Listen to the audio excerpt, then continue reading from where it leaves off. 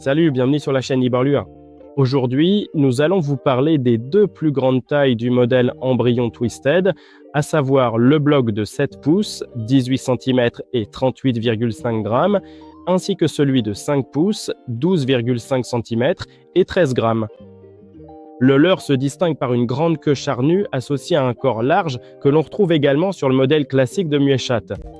Cette combinaison crée une véritable onde hydroacoustique puissante qui agit très efficacement sur la ligne latérale, même chez les poissons les plus apathiques. Pour moi, le plus important, c'est que le leurre soit efficace et attire les poissons, mais il est aussi essentiel qu'il plaise à l'œil du pêcheur. C'est pourquoi il vaut la peine de prêter attention aux soins apportés aux détails dans la conception de ce leurre. Les petites écailles sur le dos, les flancs nervurés, les nageoires et l'opercule saillant, et même le nom de la marque de chaque côté du corps, ce sont des détails qui méritent qu'on y jette un œil. C'est pourquoi l'ensemble du leurre allie à la fois une esthétique appréciée des pêcheurs et une conception qui attire parfaitement les poissons prédateurs. Vous trouverez aussi bien les plus grands que les plus petits twisters dans 12 superbes couleurs. Superbes parce que vous avez toute une palette de teintes.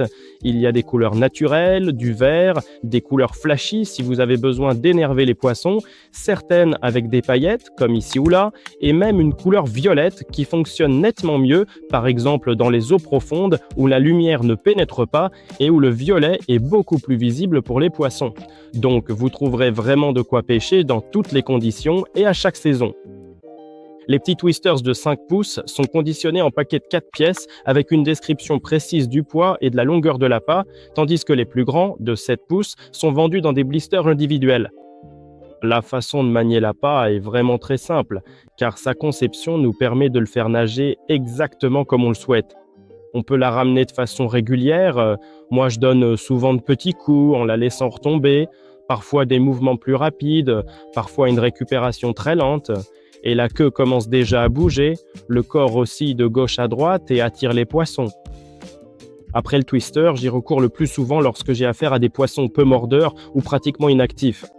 Dans ce cas-là, je l'arme très légèrement avec 3 à 5 grammes. Parfois, je pêche même sans aucun lest, car ce leurre fonctionne aussi très bien ainsi. Et donc avec une descente lente, une récupération lente. J'essaye d'attirer ces carnassiers qui, en théorie, ne se nourrissaient pas auparavant. Et pourtant, on arrive alors à les inciter à mordre. Mais malgré tout, les touches restent souvent très faibles, délicates, juste au bout du museau. C'est pourquoi j'essaye d'utiliser, si c'est possible et que le plan d'eau me le permet, un montage armé. Mais je vais aussi vous montrer d'autres façons dont j'arme ces leurres. J'arme généralement les petits twist-tails avec une tête plombée classique, de taille comprise entre 4,0 et 6,0. C'est assez large, mais c'est parce que, selon la marque, les têtes plombées sont souvent différentes. Le plus sûr, c'est de viser justement du 4,0 ou 5,0 et ça fera parfaitement l'affaire. Si j'en ai la possibilité et que je me trouve dans une situation où les poissons mordent peu, alors même sur un leurre souple de 12,5 cm, j'ajoute un hameçon supplémentaire. Ici, j'ai justement des hameçons additionnels tout prêts, que vous pouvez aussi acheter sur Internet, mais vous pouvez aussi les fabriquer vous-même avec des émerillons et des anneaux brisés. En réalité, chaque personne a sa propre créativité. Et ainsi armé, le leurre souple a ici un hameçon qui dépasse à peu près au milieu. J'accroche l'hameçon additionnel à l'anneau auquel on fixe la graffe, ou bien on attache directement à la tresse. Et donc, j'accroche l'hameçon additionnel en dessous, et ainsi, la moitié du leurre est armée. Pour ces twisters de 7 pouces, je pêche le plus souvent de la même manière, c'est-à-dire avec une tête plombée, mais cette fois en taille 8/0, et un hameçon additionnel accroché en dessous. Sauf si, par exemple, si on a affaire à un endroit très encombré, ou si on pêche dans un plan d'eau envahi par la végétation, ou encore quand les feuilles tombent à l'automne, alors j'enlève simplement l'hameçon additionnel. Et même avec une seule tête plombée, les brochets mordent volontiers et sont tout à fait capables d'avaler tout le leurre sans problème. Ou alors j'utilise une vis avec 2 triples, parfois c'est juste un triple. Ici, j'ai justement un petit montage tout prêt, ce n'est pas une vis, mais une petite plaque métallique qu'on insère dans le leurre et on arme simplement le leurre avec un triple sur le corps. On en met un devant, l'autre on l'arme à l'arrière. Et avec un leurre ainsi monté, on peut pêcher. Ici, il n'y a pas de lest, mais ce leurre fonctionne aussi très bien. Cependant, si on veut pêcher plus en profondeur, il existe des lestes amovibles qu'on peut ajouter. Et avec un leurre ainsi monté, on peut pêcher efficacement à pratiquement n'importe quelle profondeur. Bon, il n'est pas obligatoire d'utiliser cette petite plaque métallique. Il existe aussi des vis spéciales que j'utilise également. Donc, on vise simplement ici une vis spéciale dans le corps du leurre. Ici, j'ai un montage avec un système line through, mais ça n'a pas d'importance, car on arme une vis classique avec 2 hameçons triples ou un simple exactement de la même manière. On visse la vis ici, je dois l'enlever, et on peut aussi simplement piquer les hameçons dans le leurre avec une seule pointe, ce qui les stabilise. J'ai ici des petits bâtonnets qui me permettent de piquer l'hameçon à un endroit précis. Et ainsi, une fois monté, on a un leurre souple prêt à l'emploi. De la même façon, j'utilise un lest amovible quand je pêche avec ces vis et je peux simplement approcher un anneau. Voilà, c'est fait. Et donc de cette façon, notre leurre souple est armé. Ça peut aussi être une vis déjà équipée d'un lest intégré. En réalité, tout fonctionne. Donc, vous pouvez armer ces leurres de toutes les manières possibles, selon ce que vous imaginez. Pour ma part, ce qui marche toujours le mieux, c'est la tête plombée classique, mais il m'arrive aussi souvent de pêcher avec une vis. Moi, je pêche généralement avec des vis sans lest supplémentaire, et j'ajoute ensuite un poids amovible comme celui-ci. Mais vous pouvez aussi sans problème armer ça avec des vis déjà équipées d'une tête plombée. Il faut vraiment pas avoir peur de sous-lester un leurre aussi gros, il continue à très bien nager et à attirer les carnassiers.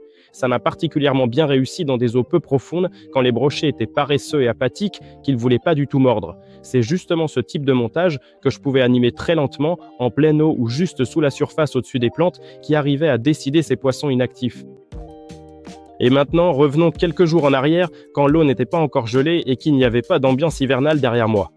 Je vais vous montrer comment ces leurres se comportent au bord de l'eau.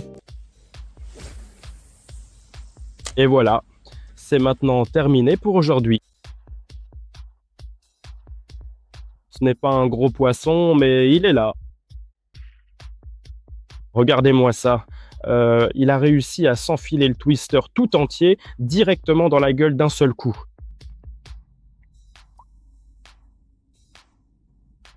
Comme ça, 50 cm. Effrayant. Ouais. Prenez un petit instant pour y jeter un coup d'œil. Le brochet le plus poli. Quel poisson! Peut-être une cinquantaine. Le petit. Embryon à queue torsadée. Et il s'envole.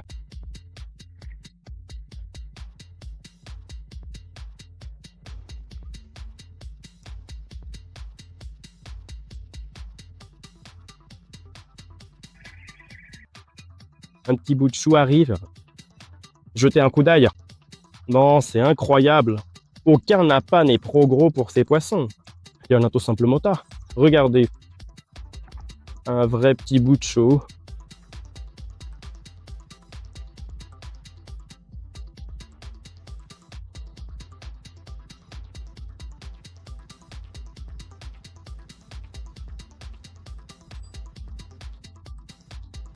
Vieda, je m'amusais juste à jouer avec le leurre le long de la berge, mais je sentais qu'il allait mordre.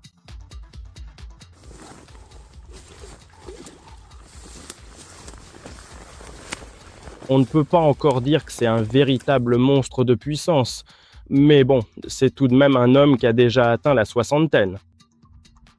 Bien ferré dans la mâchoire. C'est bon. Si vous me le permettez, je vais prendre un instant pour vous montrer cela absolument tout de suite et en détail.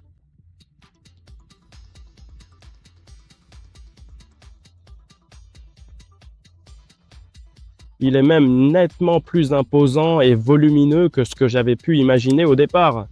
C'est vraiment déjà un très beau poisson. Je pense que le poisson fait dans les 70 cm. Un superbe leurre embryon dans la gueule, bien ferré, et l'hameçon dans la mâchoire. Il s'agit d'un tout petit hameçon unique. Il est ferré exactement de la même manière que ce que l'on fait d'habitude. Dernier lancé sur ce beau petit brochet.